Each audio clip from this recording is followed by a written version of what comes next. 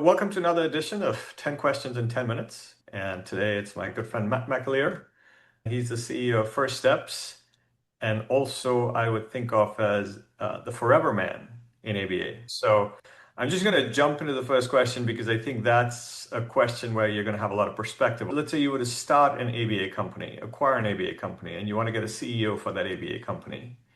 Would you prefer getting a CEO from within the field or from outside? Good question. Well, thanks for having me, Rohit, first of all. As a BCBA, I am a little biased to having somebody with some clinical background. I think the size of the organization would make a difference as well. I always look at it as kind of like this trifold of skills. First of all, understanding the clinical nature of the work that we do. I think that's a really important piece. So kind of having some clinical chops is a really big piece. And the second, and arguably the most important, is just the operational and fiscal acumen. Just understanding, what the key metrics are that we're measuring day to day that makes our business hum, making sure that we're fiscally responsible and hopefully making a little bit of money. So kind of that operational fiscal brain on top of the clinical piece. And then the third is just supervising people. Somebody who manages people well is what I would look for. Our business is built on the backs of people. So having a good culture and making sure that the team feels valued, especially if they're working kind of like in disparate homes. I think it starts from the top, just setting that example. So I think you could find that person internal to the field, external to the field. If it's a much larger organization, I'd probably go external, someone with some healthcare, hospital system, or, a lot of our folks are coming from, like the DaVitas of the world, multi-state, multi-site operational folks. Now, ABA, our field is a relatively new field as other healthcare fields go. And so a medium-sized company is likely more in the 20, $30 million revenue range. Yep. That size of company, push comes to shove, if you would choose your priority in terms of where you're looking for, where would you go? 20 to $30 million, you're getting a little bit complex. I would look for someone, again, with my bias, I'd look for someone internal to the field, but has experience in a larger company. If you're looking to grow that company, 2, 3, 4x, I would probably go external. You've been in the field for how many years? Too 20? many years. Yeah. Yeah, 20 plus. And you've been in a leadership position for a large part of this time. Long time. And so keeping a very eye on metrics is probably pretty important to you. And what we want to get out of this particular question is what three metrics would be the most important to you to track? I think probably rates number one. I mean, that's just at the backbone of everything we do is negotiating a solid, reasonable rate. Can I combine a couple of those? Productivity, Yeah. just overall productivity, I think is super important. And I think can be managed really well. I think managing cancellations appropriately is another really important one for our organization, and we do pretty well.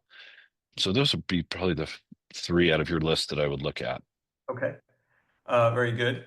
When you think in terms of growth, would you rather pursue a de novo strategy or acquisition? So we're in the midst of this conversation right now at First Steps for Kids, and what we have doubled down on is de novo growth. And we're going with kind of a density strategy. The majority of our centers are in Southern California, and we have 3 de novos under construction, literally as we speak. And our strategy there is, we have some good talent we've kind of brought up amongst our ranks, train them up to be kind of operators, and they're ready for their next step. And we can go, 10 miles away, 15 miles away. That's kind of our zone that we look at, depending on, traffic patterns, and LA can get pretty tricky. The reason we have not done acquisitions is really kind of culture fit, and integrations are really hard. You and I went through a lot of them together, and they're really hard to do. And I think our strategy for an area that we're not in might include an acquisition.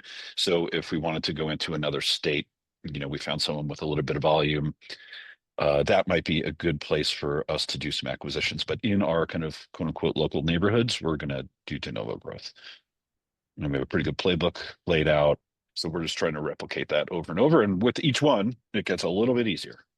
No, that makes a lot of sense. And consistent with the other conversations I've had, which is um, a de novo strategy because you get to control things a lot more.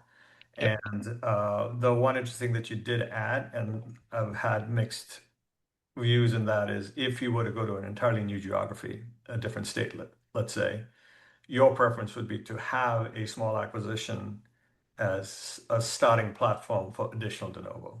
So it's still fundamentally a de novo strategy, but if you want to enter a new state, you're saying an acquisition might be a good way to enter. correct. Just enter with some contracts in place, Yep. with a team in place, with a culture in place. And I think in that scenario, what we have talked through is just letting that hopefully we're buying, a reasonably successful and fully functional organization, let them run as is for a period of time, slowly integrate versus trying to integrate immediately. And it would give us, some volume. I think you answered one of the questions I have, which is on density. So Yeah, what you're saying, you are a believer in centers in close proximity to each other versus pretty far away. correct. Yep. And we have believe you've seen it, but we have an ArcGIS mapping that we use to determine location, determine catchment area. Like I said, we're in Southern California. Traffic could be an hour to go 8 miles. So a family's not going to do that for a center. So in some of our regions, the centers are a little closer together. We try to use 10 miles surrounding a center as the catchment area for the center, and then any home or school-based services. That team and that individual operator is responsible for that P&L and that catchment area. And just maybe a little bit more color in terms of why you think that is a preferred strategy versus centers that are far apart. We're operating in a really dense populous area, and families just aren't going to drive 15, 20 miles across Los Angeles or Orange County to get to a center. And they're going to pass 6 or 8 on the way there. If you have a good brand in one particular area with regard to referrals, if you have another center close by, it's going to have an impact. Similarly with recruiting, and then just the ability to leverage management capacity. Easier for management Totally. to manage multiple centers that are close by versus far away. In terms of whether you want to be in an urban or semi-urban area versus rural area, thoughts with regard to that or preferences? Where we operate is pretty urban, so we don't really have too much of a choice there. We're starting to expand a little bit into more rural or probably more suburban. It's not very rural, suburban areas. Mhm. Staffing gets a little tight, especially at the higher levels. We found the further you go from kind of a metro area, finding high quality operational leaders and BCBAs specifically gets more difficult. On the flip side, our cost structure gets a little more beneficial to us because the rate we're paying our BTs is typically a little bit reduced. But again, just the nature of where we are, it's pretty heavily focused on urban areas. Yeah, and the Los Angeles area is an interesting geography, right? So veering a little bit away from the questions, but I'm just kind of curious because you have a lot of Yep. experience in Northern California, a lot of experience in Southern California. Do you have a preference? Just the overall demographics and operate? Yeah, Southern California has been a more productive place for us. We have one center in Northern California and do not plan to open any others right now. It's just super expensive to do business in Right. the Bay Area or the Sacramento metro area. Just the cost of labor is so high, and we don't get any differentiated rates there. Los Angeles is super dense, but as you go out a little bit, there's more kind of suburban areas where our cost of doing business is lower, Yeah. and we still have that same huge population. Yeah. One piece that we have to manage too, specifically in some of our regions in Southern California, are the demographics. So we have some very heavily populated Asian communities, some heavily populated Latino communities. So we really focus on finding staff from those communities. So they, number one, speak the language, and number two, the families have someone that lives and works in their community treating their kid. So Yeah. and that's proved positive for us. Do you, when you think in terms of your service model, are you predominantly center-based or home? Yep, we're about 55% center based, and then a even split the rest between home services and then services that we provide at a school site. And the majority of our kids are 0 to 5. We have kids that have been with us that kind of grow up with us, but the majority of referrals that we get, and for 20 years, First Steps is known for, is providing, those early, intense behavior interventions, get the kids in, do the work early, get them out into kindergarten. So, but in terms of preference, you would say center. I think a good mix. I prefer starting in the center. I think our supervision of our team is much tighter.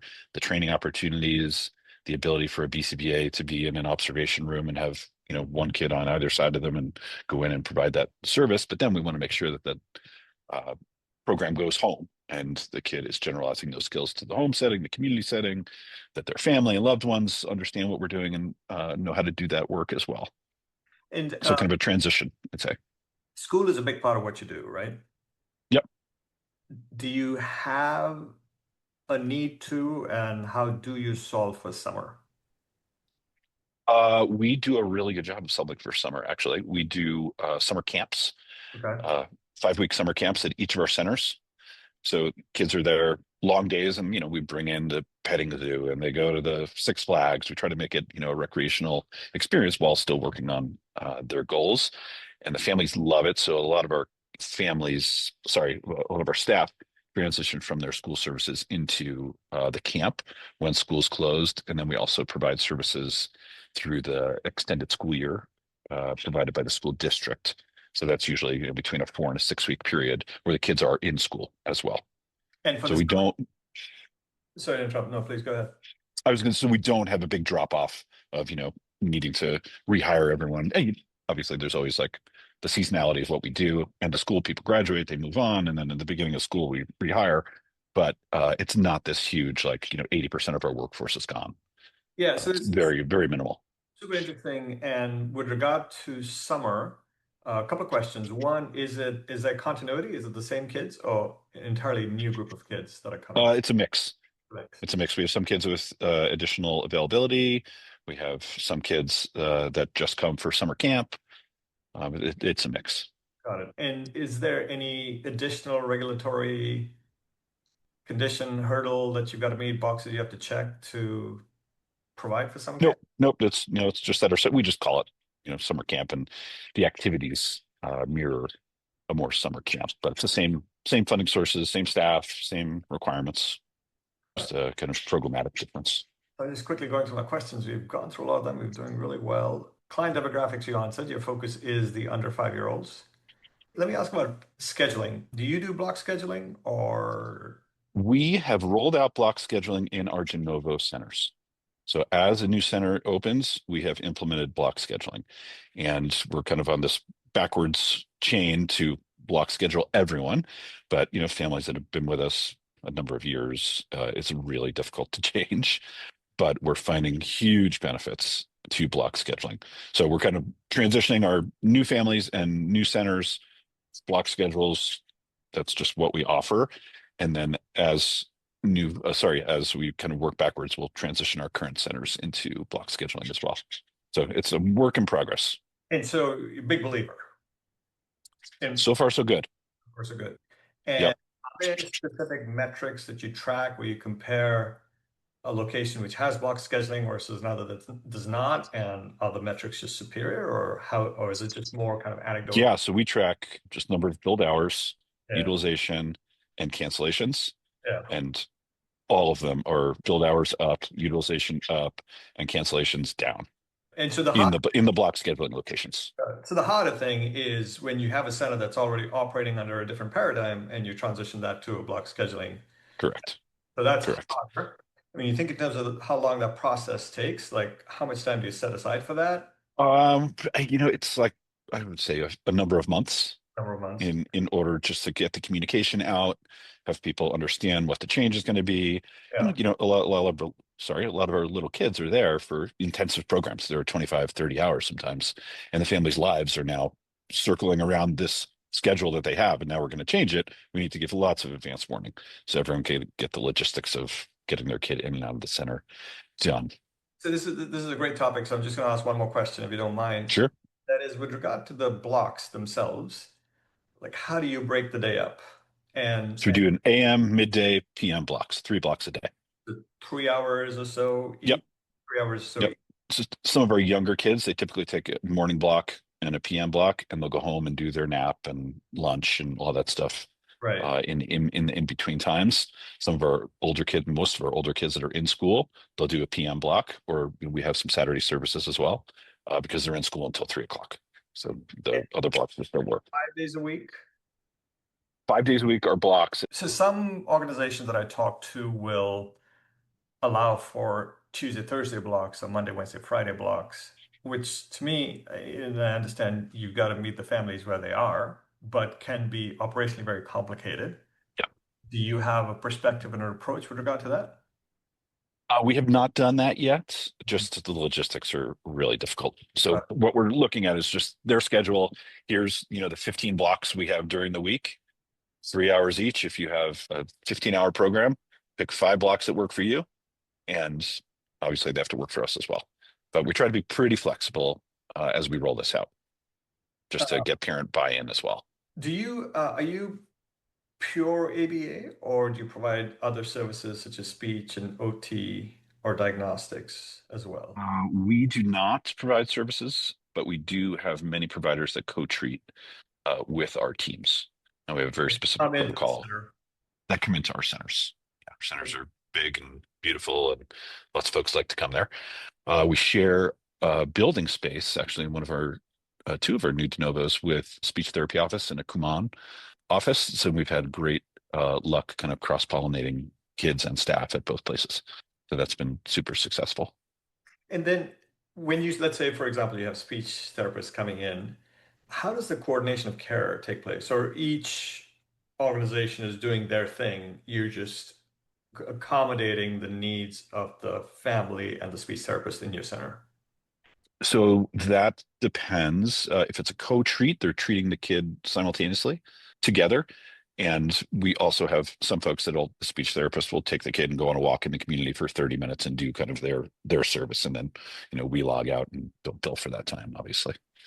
Got it. So you answered this question, which is that you don't provide in-house diagnostic services.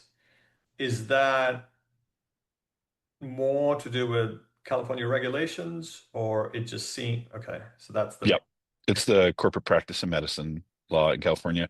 It's doable, but it's just a little tricky organizationally, and we just haven't done it yet. But we have lots of, again, First Steps has been around 20 years. So we have lots of long-term relationships with the big hospitals and diagnosing physicians. So we have a pretty steady flow of kids. But in our previous life together and my previous life before that, we did do in-house diagnostics, super successful and a great source of referrals. You can't self-refer, obviously, but when a family comes into a center and has a really positive experience with that doctor and they see the kids getting treatments, a lot of times they will go back and ask to be referred to that provider. Okay, Just, natural intent. Yeah. yeah, they're just naturally there. They're comfortable. So I definitely see the benefits of in-house diagnostics and something we continue to talk about. And if you think in terms of where most of your families come from, are they typically referral or digital marketing or some other source altogether? A lot of referrals. We get a lot of referrals from current families and those docs that I mentioned. But just recently, we have a full-time marketing person for the first time ever. So we're doing a lot more on social media and digital marketing as well. How's that So working? it's been, I think, 3 weeks that she's in that role, but Um, definitely some traction.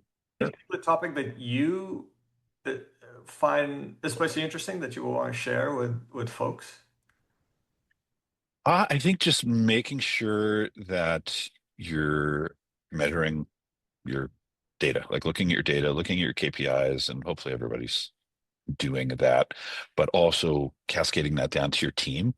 So we do, what you and Lanny implemented for us in our previous lives, monthly operating reviews, MOR meetings, which it's, a dedicated hour once a month for a local team to have all the leaders just focusing on them and looking at their specific data real time and kind of problem solving on the fly, but also for that, we call them RCDs, region clinic directors, for that person to have some face time and have the opportunity to ask questions and just be the center of attention and forces them to really know their data.